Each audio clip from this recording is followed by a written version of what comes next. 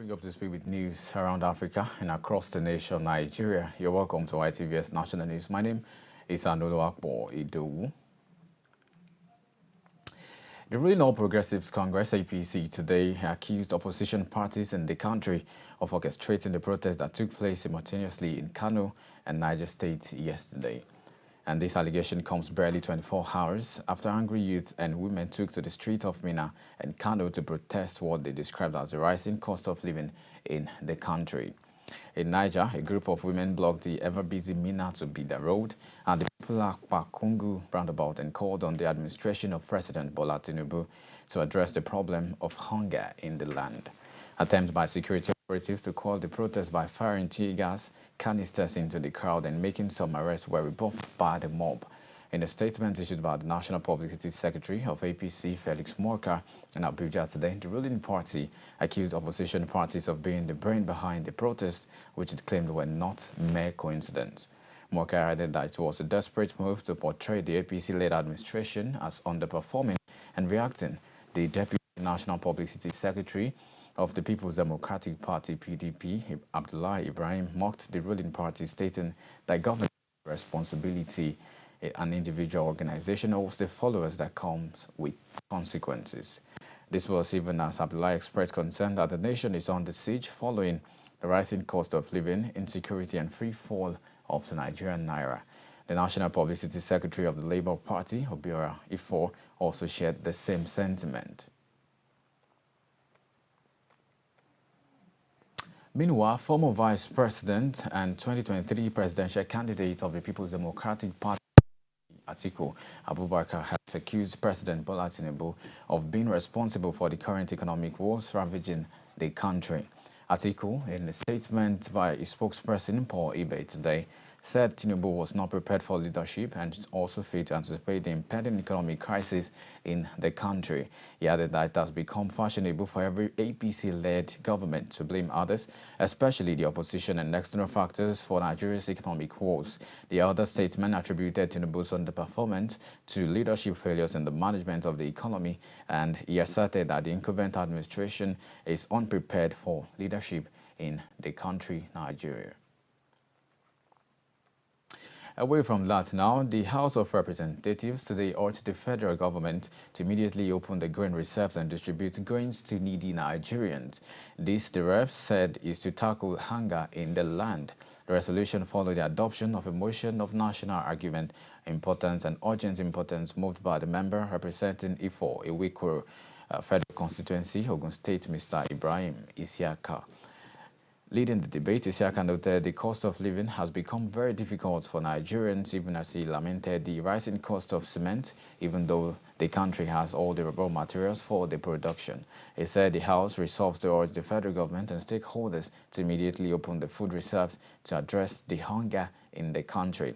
He also called on the Apex government to boost food production and distribution across the country. Shortly away from that now, the Naira strengthened at the official window on Monday yesterday after the Central Bank of Nigeria Governor Olayemi Cardoso reassured that the FX Bank was making efforts to tackle the volatility of the currency. The local currency appreciated by 1.09% to close at 1,419.86 to dollar at the official forex window, according to data obtained from the FMDQ. The dollar was sold for 1,435.53 to a dollar on Friday. Recall that the Naira dropped significantly to an all-time low of 1,482.57 to a dollar last week, Tuesday, at the official window, defying efforts by the Apex Bank and the federal government to boost liquidity in the forex exchange market.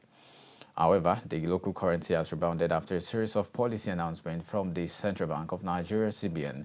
And meanwhile, the Naira did not fare better on the parallel market, trading between 1,440 Naira to a dollar and 1,460 at the close of trading on Monday yesterday, according to Bureau de Change operators. The Naira closed trading on Friday at 1,450 to a dollar at the alternative forex market. A BDC operator at the Sheraton Hotel in Abuja, Mr. Abubakar Abdulsalam, told newsmen that the dollar was gradually gaining against the naira due to the activities of hoarders. Ibrahim, on his part, gave the highest rate, saying that he sold the dollar at the rate of 1,460 naira to a dollar. And in Plateau State, the Vice-Chancellor of the Plateau State University, Professor Bernard Metao, has been sacked from office. Metao was appointed as the Vice-Chancellor of the State University while serving as the State Commissioner for Higher Education in the last administration led by former Governor Simon Lalong. It was learned that the Vice-Chancellor, whose tenure was yet to elapse, was removed from office alongside 4 other heads of tertiary institutions in the state, including the rector of the Plateau State Polytechnic, Bakin Ladi, Provost College of Health Technology, Pangshin, Provost College of Health Technology, Zawan, as the Provost College of Education, Gindiri, as well. The statement issued by the Secretary to the State Government, Samuel Jatao, confirmed the development today, Tuesday. The statement, which offered no reason for their removal, said all affected heads should take note and hand over any government property in their possession to the next most senior officer in the institutions immediately. It added also that the governor has also approved the cancellation of recruitment earlier conducted by tertiary institutions in 2022 and 2023 early that have been under suspension. The statement quoted the governor also saying that he thanked the chairman and members of the governing council for their services that they have rendered to the state and wished them success in their future endeavors. In another development, a chieftain of the All Progressives Congress APC in Ondo State, Mr. Murayo Lebi, has called on governors in the Southwest to equip the Southwest Security Network agencies, also known as Amoteku, with modern equipment to fight insecurity in the region. The spate of insecurity in the Southwest is becoming worrisome as 2 monarchs were killed in the Ekiti State, while no fewer than 25 school children and 4 staff members were abducted by some suspected gunmen in the Emure community of Ekiti State. Though the victims have been released, Lebi pointed out that security outfits such as Amoteku and others should be equipped with modern weapons to stop the menace. The legal practitioner, who is also a governorship aspirant of the APC, stated this in Akure, the state capital, today, Tuesday. According to him, insecurity was a vice born out of joblessness among the youth, which can be curbed by providing jobs and necessary skills for them, urging the governors in the region to ensure the security of lives and property is guaranteed. Speaking on its mission for the state, he said his aspiration to become governor was born out of the desire to contribute to the growth and overall development of the state. Away from that as well, in collaboration with other security personnel, operatives of Tantita Security Services Nigeria Limited, TSL, owned by Chief Government Ekpemopulo, alias Tompolo, has intercepted another vessel for alleged crude oil theft in Bayelsa State. The vessel is said to be currently anchored at Tantita facility at Oporoza headquarters in Baramatu Kingdom in Warri South West local government area of Delta State. Amid sketchy details, recall that TSSNL, in collaboration with Nigerian Security and Civil Defense Corps NSCDC in January, arrested a vessel engaged in stealing crude oil in the Niger Delta area. The vessel was intercepted while allegedly transporting a voluminous tonnage of illegal crude oil from offshore Sokebolu field aid base in Bayelsa State. The feat attracted ovations from President Bola Tinubu and other patriots across the country, with TSSNL being awarded the Private Security Outfit of the Year by the New Telegraph newspapers in Lagos. Jetting down to Oyo State now, the Oyo State government has ordered all the 33 local government areas and chairmen in the state, as well as traditional rulers, to flush out illegal miners, bandits, and land grabbers in their areas. The state's commissioner for local government and chieftaincy matters, Honorable Olusegun Olaiwola, who addressed journalists after a closed-door meeting with the council bosses at the conference room of the ministry on Monday yesterday, said the government had zero tolerance for crime and criminality and would stop at nothing to ensure safety of lives and property in the state. The commissioner added that the meeting resolved to saddle the chairman with the responsibility of securing their local government areas in accordance with the provision of the country's constitution, which recognizes them as the chief security officers of their local government. The meeting, however, enjoined them to work with kings and other traditional rulers in their domains to effectively secure their areas. The commissioner stated further that the council chairman had been mandated to go after all illegal miners in their area and fish them out. Olayiwola charged the 3 local government chairmen to return to their domains, hold meetings with their security committees, and come up with strategies to rid their areas of illegal miners, land grabbers, and bandits. According to him, the meeting also mandated the council bosses to compulsorily hold a joint security meeting every last Thursday of the month in their respective councils beginning from February 2024. He said the outcome of such meeting must be made available to the Ministry of Local Government and Chieftaincy Matters before the end of each month so that the ministry could take the decisions or findings of each of the councils to the state governor. It's news across Africa and around Nigeria. You're still on to the national news on Immaculate Television. And now a brief into the world of entertainment and sport. As the 66th Annual Grammy Awards is currently ongoing, the music community across the globe has come together to celebrate the biggest night in music. For the first time ever, African music has been recognized at a more prominent level at the Grammy Awards, with over 8 Nigerian acts being nominated for some of the biggest trophies of the night.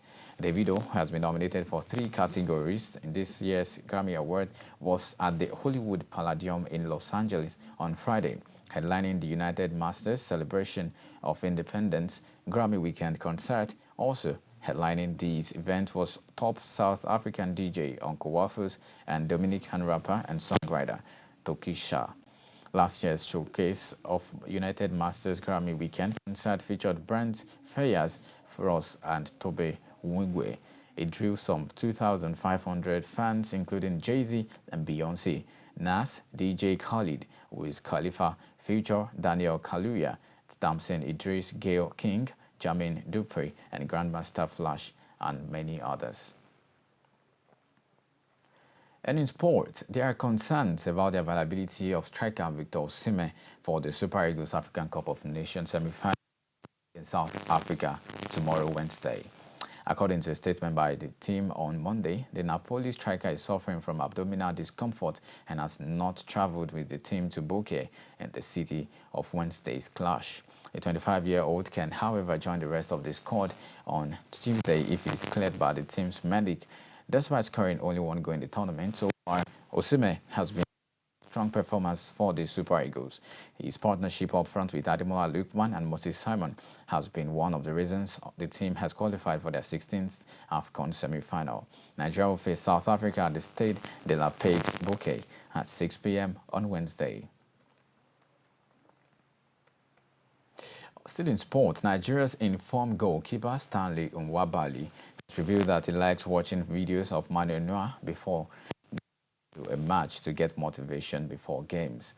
Nwabali said he considers Neuer his role model. Speaking in an interview at the ongoing African Cup of Nations in Ivory Coast, Nwabali said he loves watching videos of Neuer and playing him on PlayStation. The Super Eagles goalkeeper was subbed off in the 80th minute for Francis Uzo in Nigeria's 2-0 win over Cameroon after a collision with Judge Kevin Nduku left him in pain. Coming back in front in time from the injury, Nwabali called former shot stopper Best Ogedigbe's 44-year record after keeping another clean sheet in Nigeria's 1-0 quarterfinals win over Angola.